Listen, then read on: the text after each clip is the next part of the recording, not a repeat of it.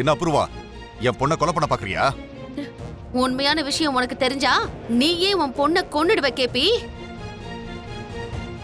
அன்னைக்கு எவனோ ஒருத்தன் நம்ம வீட்டுக்கு புர்கா போட்டுட்டு வந்து இவளை கூட்டிட்டு போக பார்த்தான். அப்பவும் நான் தான் காப்பாத்தினேன் தெரியுமா? இன்னைக்கு ஏதோ எக்ஸாம்னு சொல்லி எவன் கூடவோ ஓடி போகலான்னு பிளான போடுறா. அப்படிலாம் இல்லப்பா, உண்மையிலே எனக்கு எக்ஸாம் இருக்குப்பா. அத்தை சொன்னதை நம்ப மாட்டேங்கிறாங்க. பாத்தியா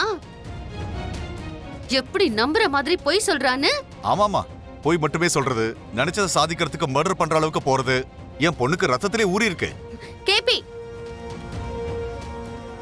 வார்த்தையை கொஞ்சம் அளந்து பேசு. கத்தாத. பொய் கொலைன்னு சொன்னா உனக்கு ஏன் கோவம் வருது? ஏன் நீ ஏதாவது கொலை பண்ணியா இல்ல யாராவது கொலை பண்ண வச்சியா? கேபி, நீ டாபிக்க டைவர்ட் பண்ணாத. நான் பேசிக்கிட்டு இருக்கிறது உன் பொண்ணு பிந்துவை பத்தி, நம்ம குடும்பத்தோட கௌரவத்தை பத்தி. அப்படின்னா பிந்து சொல்ற வார்த்தையை நம்பணும், இல்லனா அந்த விஷயத்தை கன்ஃபார்ம் பண்ணி தெரிஞ்சுக்கணும். ஒரு நிமிஷம் இரு. டேய், அங்க உட்காந்துருக்கானே அவன் தான் நம்ம டார்கெட். என் அண்ணனை கொல்ல நினைச்ச எஸ்பி அவன் தான். இன்னைக்கு நம்ம அவனை சாவடிக்கிறோம். என்னடா சொல்ற? அடிக்கணும்னு எங்களை கூட்டிட்டு வந்துட்டு இப்ப சாகடிக்கணும்னு சொல்ற? ஐயோ, ஏதோ டங்கு ஸ்லிப்பே அப்படி சொல்லிட்டேன்டா. இப்போ சொன்ன உடனே கொலை பண்ணிடுவோமா என்ன? சாகுற அளவுக்கு அடிக்கணும்னு சொல்ல வந்தேன். எஸ்பின்னு வேற சொல்றியே? அந்த வேலை போயிடுச்சுடா.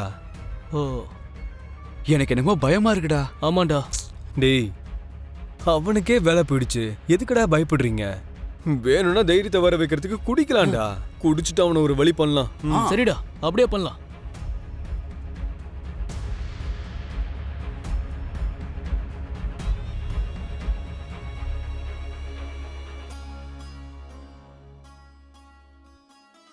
வேற சார் சொல்லுங்க சார். சில்லுன்னு 3 பாட்டில் கொண்டு வாப்போம். Okay sir.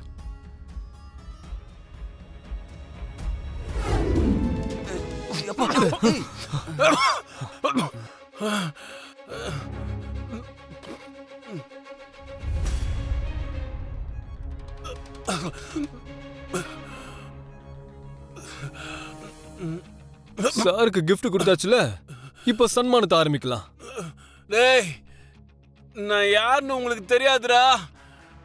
நான் SP. No no no no no no no, நீங்க எஸ்பி இல்ல சார், எஸ்எஸ்பி. என்னடா எஸ்எஸ்பிங்கற? சார், எஸ்எஸ்பினா சஸ்பெண்டட் சூப்பரிண்டெண்டன்ட் ஆஃப் போலீஸ். நான் சஸ்பென்ஷன்ல இருக்கேன்னு தெரிஞ்சுதான் என்கிட்ட விளையாடுறீங்களாடா? நான் திரும்ப டியூட்டில ஜாயின் ஆனதும் உங்களெல்லாம் விட மாட்டேன், வெச்சு செஞ்சிருவேன்டா. அது நடக்கணும்னா முதல்ல உங்களுக்கு எங்களை அடையாளம் தெரியணும்ல. ஏய், இன்னைக்கு நீங்க செத்தீங்கடா. ஏய், ஏய். டேய், வேண்டாம் சார், சார் வேண்டாம் சார், சார் விடுங்க. டேய், சார், வேண்டாம்டா. சொல்றத கேளுங்க சார். சார் ப்ளீஸ் சார், டேய், வாங்க. சார் வாங்க சார், விடுங்க. சார் சார் சொல்றத கேளுங்க. எந்திரா ஏய். முன்னா. ஏய் ஏய், முன்ன கொன்னது யாருன்னு உனக்கு தெரியாம போச்சுனா உன் ஆத்மா சாந்தி அடையாதுலடா. உன் ஆத்மா சாந்தி அடையிறதுக்காக நான் யாருன்னு காட்டுறேன், பாத்துக்கோடா. ஏய்,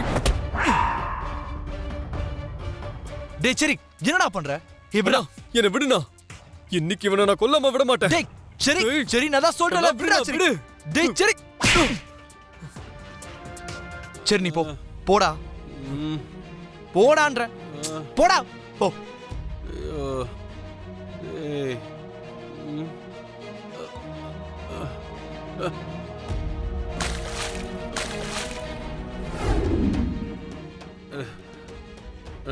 ஏய், நீதான் என்ன அடிச்சியா? ஆமாண்டா, ஆமா, உன்னை நான் தான் அடிச்சேன். உனக்கு எவ்வளவு தைரியம்? சாவு வரைக்கும் போயிட்டு மறுபடியும் என்ன அடிக்க வரியா? ஹேய், உன்னால என்னடா பண்ண முடியும்? இவ்வளவு திமிரா என்கிட்ட பேசுற நீ?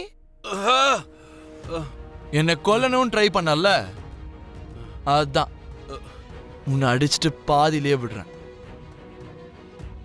இன்னொரு வாட்டி என் விஷயத்துல தலையிட்ட கொன்னு போட்டுருவேன், ஞாபகம் இருக்கட்டும். ஏய் ஏய் ஏய், நில்லுடா. ஏய், உன்னை ஐயோ.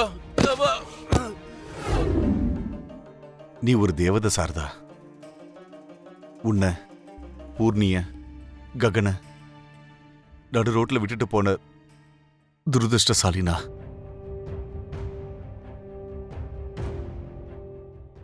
என் மகனோட பார்வையில நான் ஒரு அயோக்கியன். சின்ன வயசு இருக்கும்போதே நான் அவங்கள விட்டுட்டு போயிட்டேன். ஆனா நீ மட்டும் அவங்கள வளர்த்து ஆளாக்கி இப்ப அவங்கள இந்த நிலைமையில வச்சிருக்க. இப்போ நம்ம பூர்ணிக்கு கல்யாணம் பண்ணணும்னு நினைக்கிறேன்.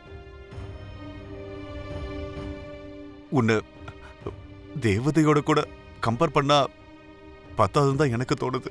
அப்படியெல்லாம் சொல்லாதீங்க. இதுல நான் செஞ்சது எதுவும் இல்லைங்க. பிறந்த வீட்டு வாசலை தாண்டினதுக்கு அப்புறம் நீங்க தான் என் உலகமா இருந்தீங்க. வாசலே இல்லாத உலகம் எப்படி இருக்கும்னு எனக்கு தெரியாது.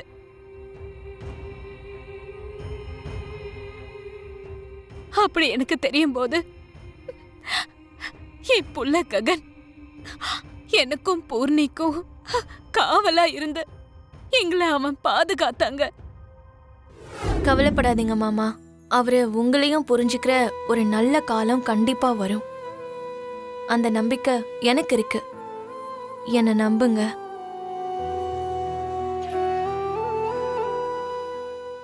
ஆமாமா, அந்த நம்பிக்கை கூட எனக்கு இல்லனா இந்த வாழ்க்கை ஒண்ணுமே இல்லாம போயிடும்.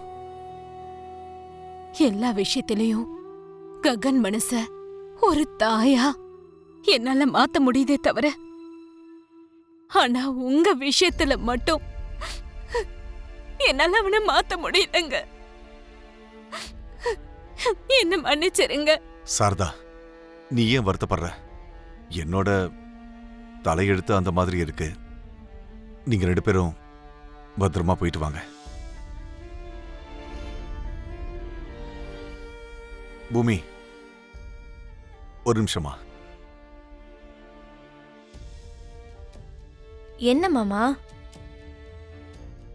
உன் விஷயத்துல அவன்கிட்ட ஏதாவது மாற்றம் தெரியுதாமா? அவர் மாறிட்டாருங்கிற கற்பனை உலகத்துல தான் என் வாழ்க்கை ஊசலாடிட்டு இருக்கு மாமா. மாற்றம் ஏற்படுங்கிற நம்பிக்கையும் கொஞ்சம் கொஞ்சமா குறைஞ்சுக்கிட்டே போகுது. என்னோட காதல் உண்மைதான நம்ப வைக்கிறதுக்கு எனக்கு என்ன பண்றதுன்னு ஒண்ணுமே புரியல மாமா. ஒருவேளை என் உயிரை அவரோட பாதங்கள்ல அர்ப்பணிச்சாதான் இதுக்கப்புறம் என்ன நம்புவாருன்னு நினைக்கிறேன்.